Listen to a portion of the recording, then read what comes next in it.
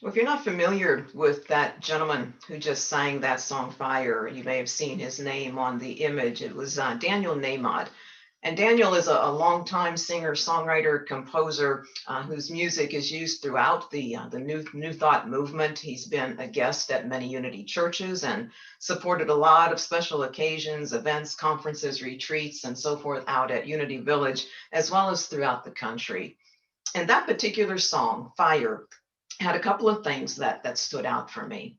And the first was just the sheer number of ways in which Daniel spoke of the presence of fire.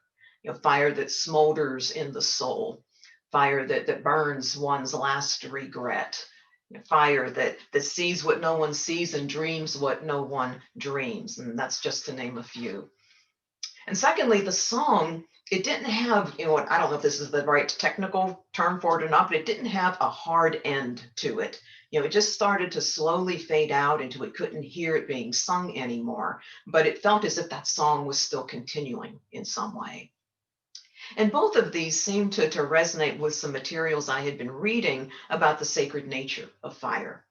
And one article in particular that caught my eye actually brought to my mind this annual service of our burning bowl.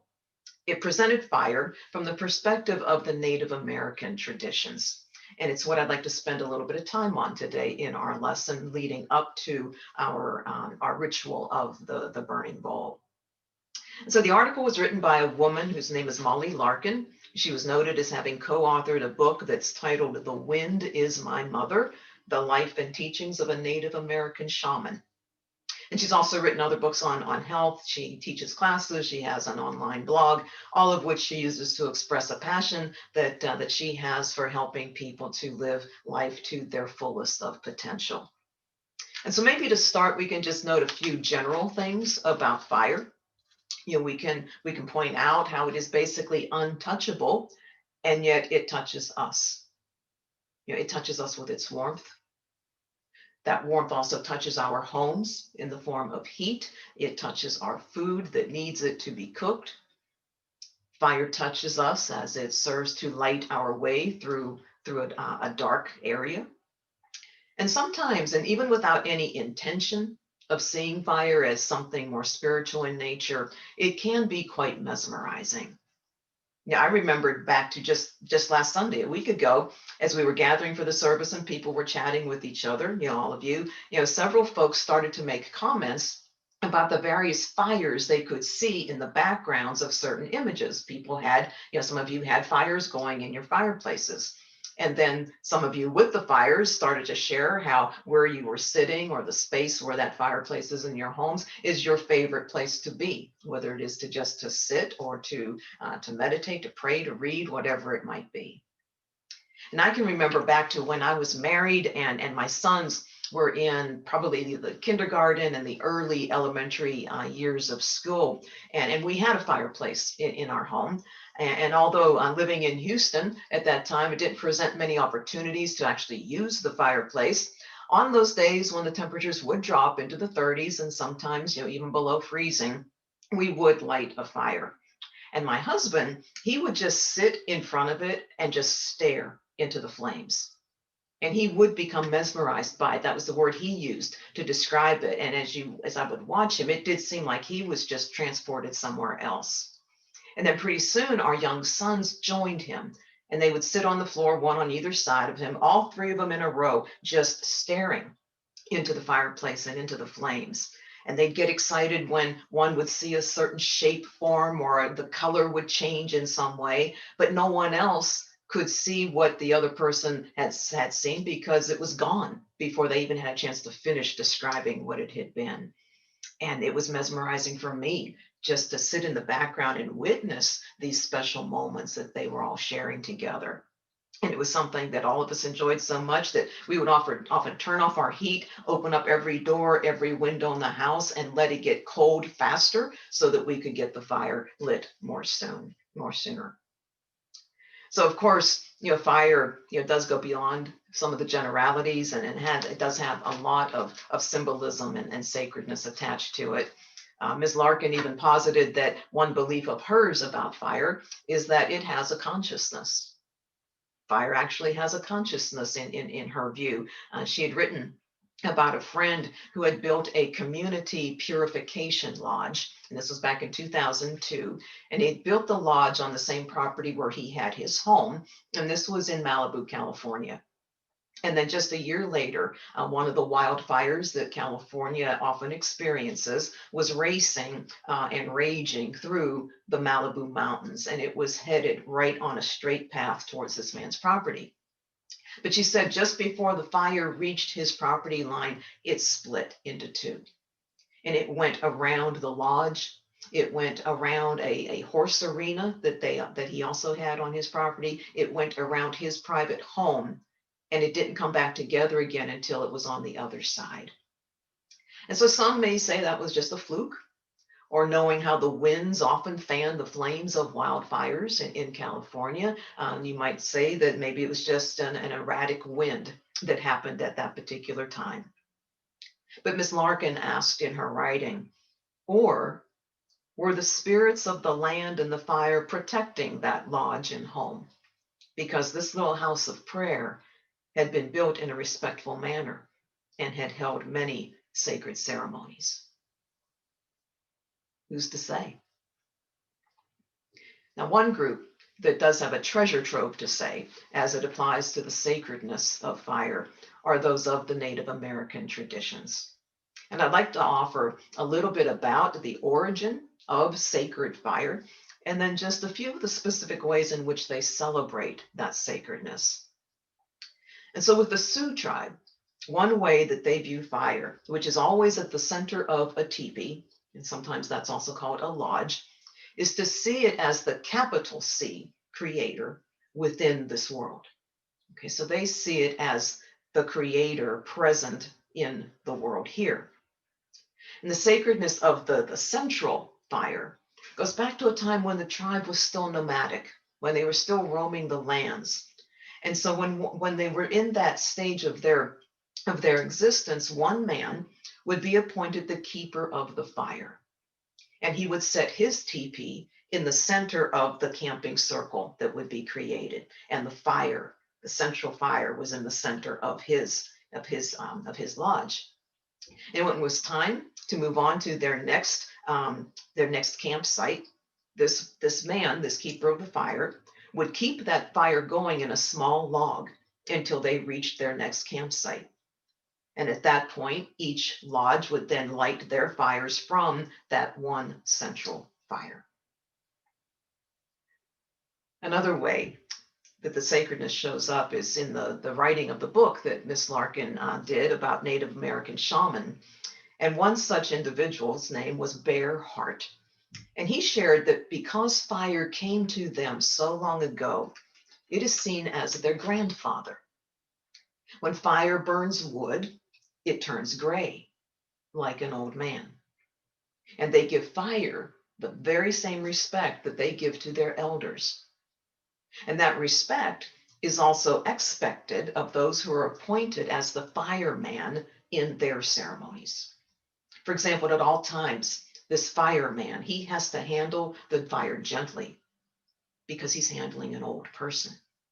He doesn't just haphazardly throw and shove and move the wood around. That would be to dishonor the fire. And also it would be to invite forth its penalties that take the form of being able to burn us, burn our loved ones, burn our homes. And that same gentleness and respect is expected when putting out any fire. Flames are never just doused all at once to just knock it all out at one time. Water is gently applied in much smaller amounts because they don't see what they're doing as putting out the fire. They see what they're doing as putting grandfather to sleep and showing gratitude for all of the help that grandfather gave to them that day.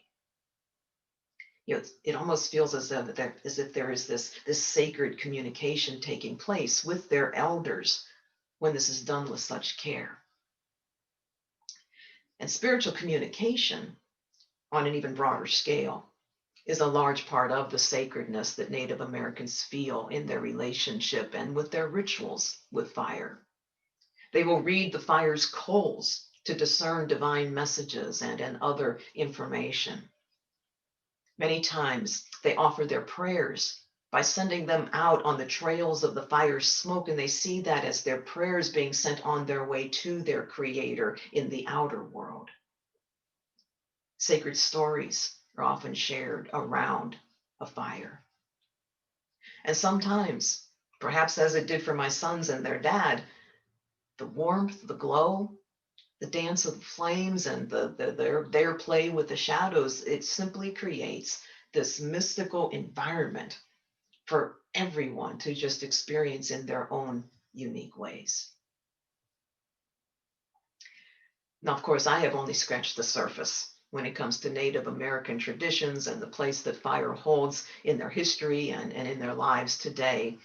But even with that one scratch, have you been making any connections to unity or to our burning bowl ritual? I mean, let's look at our fire today. We got a fire right here in this flame next to me on this candle. Now we call this candle the Christ candle. Native Americans believe fire to be the presence of the Creator in this world. We believe the fire on this flame, this candle, it represents the light of the Christ within each of us, present in this world through its expression through us.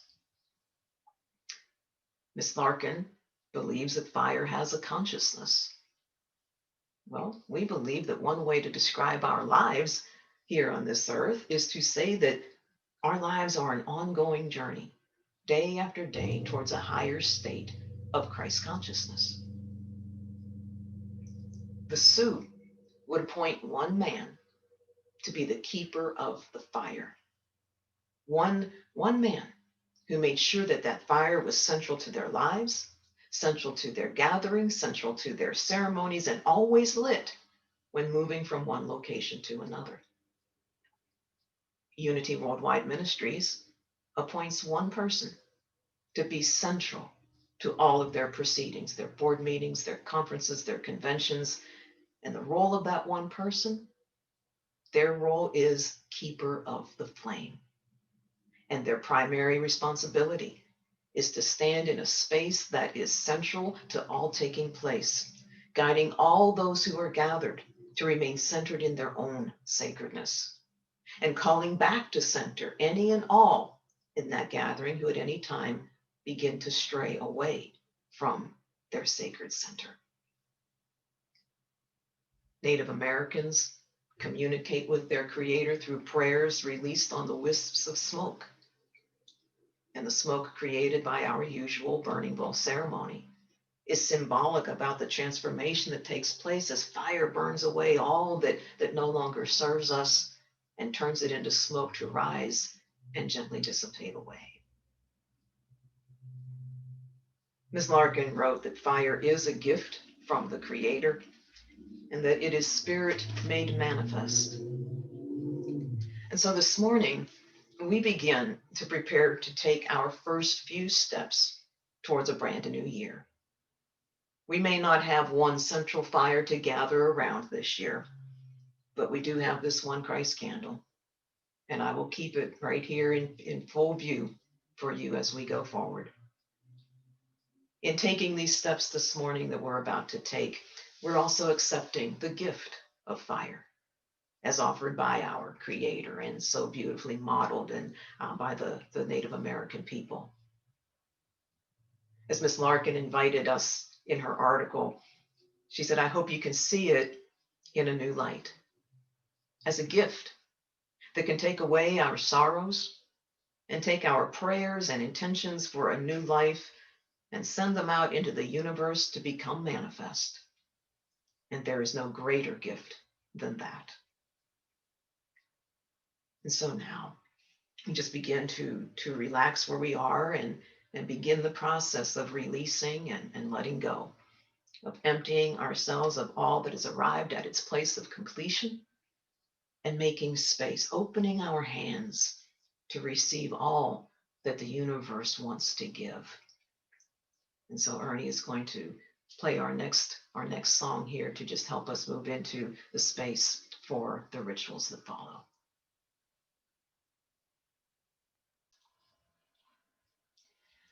And so as we prepare for the ceremony, I just want to kind of walk you through how it's all going to unfold to make sure that you have what you need. So again, if you have the water soluble paper, a bowl of water, letterhead, an envelope, something to write with. What we'll start off with is a little bit of a meditation where you will have time to write down all of the things on your water soluble paper that you are ready to let go of, things that you want to release. And after the year that 2020 has been, you might think the paper is way too small to fit everything that we might want to send on its way. But I happen to think that spirit is pretty darn smart. And so you can use codes, you can use abbreviations, you can just simply hold thoughts of release in your mind and trust and know that God knows exactly what is on your heart that you are ready to gently let go of. And after we have that part of the ritual, then we'll move into picking up the letterhead, and we'll have a time where we write a letter to God. And this is a letter that, because we have released a lot from our lives, we've got this wonderful empty space that we want to be the ones to affirm what gets placed into that space and fills it up, because it becomes a vacuum and it will fill very quickly. And so we want to be sure that we're the guiding thought behind that. And so you'll have some time to write that letter, and then we'll turn the paper over and we'll write a letter to ourselves in response, a letter from God to us, responding to the desires of our hearts, the highest commitments that we have made. And so, when we have this ceremony at the church, the tradition has been that you would then leave those letters with the church, and we would hold them and pray over them and then mail them back to you about mid-year, usually when June or July rolls around. And you can certainly do that today. You can place the letters in the envelope provided, mail it to the church, and I'll be happy to hold them very securely and pray with them when I am present in the office. Or you can just place that envelope somewhere in your home, somewhere hopefully where you'll remember where you put it, and then set a reminder on your own calendars as to when you might want to pull it out and read it. And I've never ceased to be amazed that when these letters are opened midway through the year, that so much has transpired already in people's lives, in my own life. And there's also another 6 months of the year to go. So if there's any refocusing that we each may want to do, we have plenty of time to do that as the rest of the year unfolds. Now, earlier this month, our prayer chaplain team and I had our regular team meeting, and all of our sacred services and special services that we have been having over the last several weeks were discussed. And as always, I invite them to hold all of the services and all of you in prayer, which they have been doing. So know that you have been surrounded by prayer all through this month, and you are continuing to receive that prayerful energy today. Okay, and so I will walk us through every step of the way here. So let's just clear our minds of all the details. Let's just let all of that go, and maybe even set aside the materials that you'll soon pick up in a moment or two, and just allow yourselves to relax into the experience. We once again make our own sacred connections with spirit by turning within and inviting it to begin moving through us in ways that we cannot possibly miss. And so it is time now to surrender, to let go, to release any heaviness that may be present in the moment, to release any of the heaviness from this past year. Just breathe in, knowing God is here, and that right now it is safe for you to let go. And I invite you to allow my words to be your words as you surrender to God's presence in you.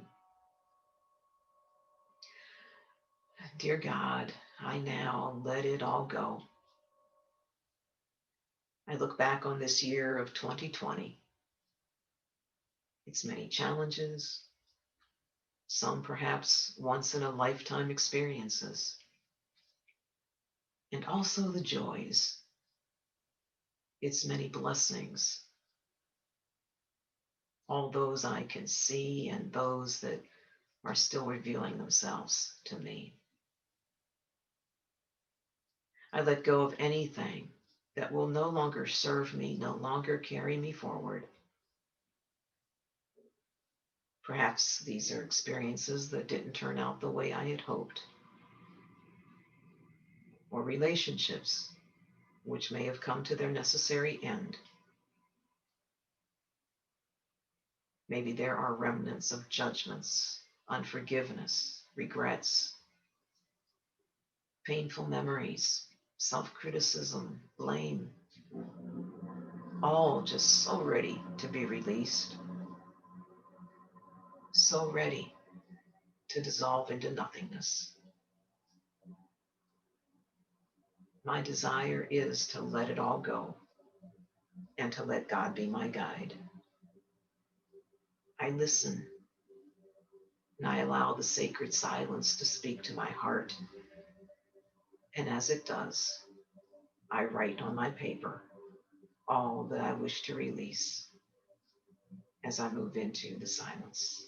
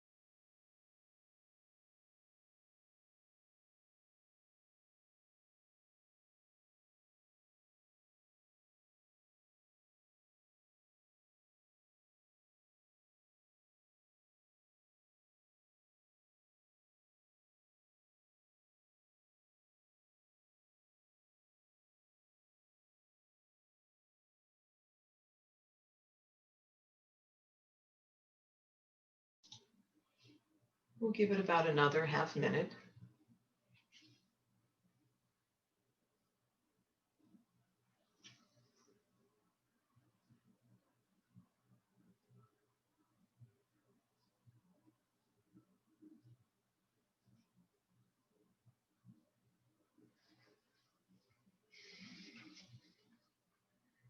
And so as we return from the silence, I invite you to take your list in your hands and so that we can bless it and also bless the water in which you will place it. And so, dear God, I release the year now coming to a close. I give thanks for the blessings that come from every experience. And it is with faith and with courage that I leave behind the things I do not want to carry into the coming year. I now consciously choose to release the items on my paper, the items held in my heart, fully surrendering them to your presence. I bless this water, this holy water, now waiting to receive them, to dissolve them away. And in this moment, I am present to your ever-present love in me.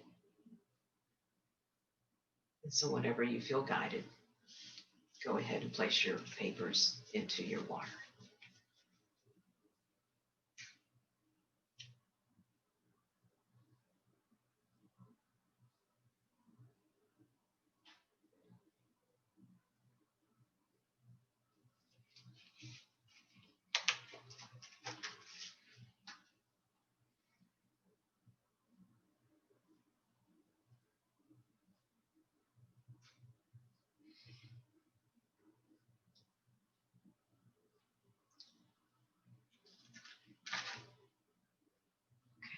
And so now we're going to move into the writing of our letter to God. So if you have your letterhead and something there to write with, we'll have a very brief, again, just time of a centering meditation, and then about 3 minutes or so of silence so that you can write from your hearts. And so, sweet spirit, I am ready. I am so ready for this brand new year. Ready to be inspired and to ignite a passion within me for all that is possible. Your presence, it moves through me now. And I am strong, I am wise, I am without fear. I'm open to my good, and I have no attachments, no limitations whatsoever. And so I ask your wisdom in me to guide me in claiming my intentions for 2021. What is my life to be like? What is mine to be? Who am I to be? How am I to impact this world?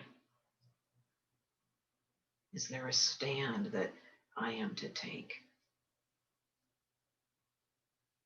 What I do know is I have faith, and I know that your sacred support in me is there for all that is mine to be and all that is mine to do.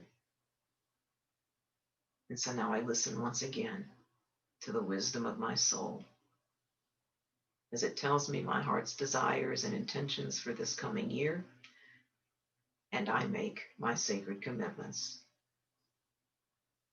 And so as your desires and intentions and commitments are revealed to you, I invite you to write them on your paper, record them as a letter from you to God as we move again into a time of silence.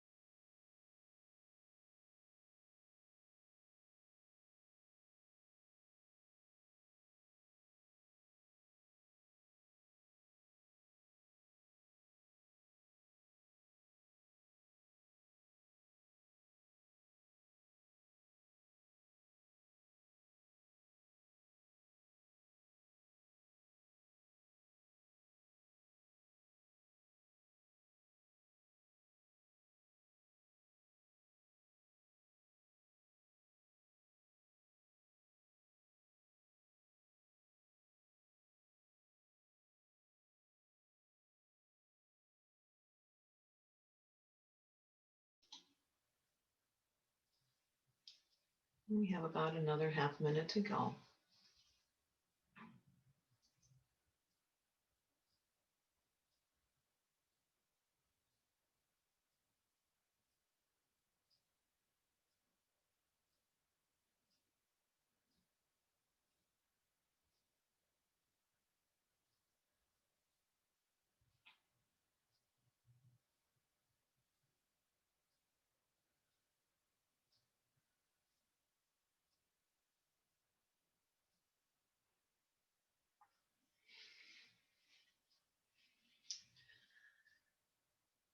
So now if you would like to just turn your paper over to the other side. And this is where you write a letter from God to you. This voice of God within you is a voice of love, a love that is always available to you. So allow yourselves to open to what Spirit wants to say, what it wants you to know, what it wishes for you to hear in response to the intentions and the desires that you've written today, the commitments that you have offered as you approach a new year. Just allow those words to flow. And we take another few minutes in the silence to write your letter from God to you.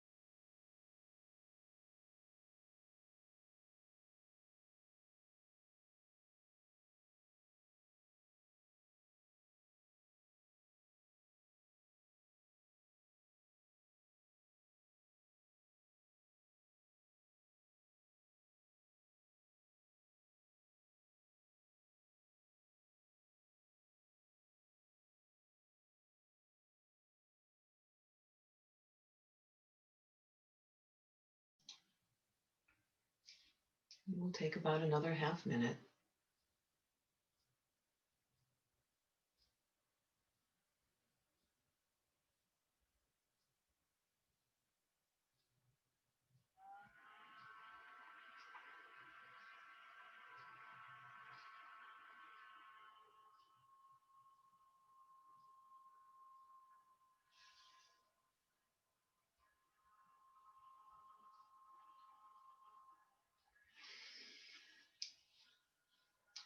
And so if you have not yet finished, of course, you can pick it back up after the service and reach your point of completion whenever you want to, and place it in the envelope when you're ready. But for now, if you can just maybe hold the letters in your hands so that we can bless them as well. And so once again, sweet Spirit, it is through this blessing that we place the seal of the Christ in us upon these letters. We release them and we let them go forth to do the work that they are intended to do. These envelopes and all they contain go forth with the energy, the hopes, and the dreams of each person. All of these things, all of these things are already fulfilled in the mind of God. And our prayer this day, as it is every day, is simply, Dear God, this or something better. So in gratitude, we affirm the highest and best now comes forth in and for every life. And so it is. Amen.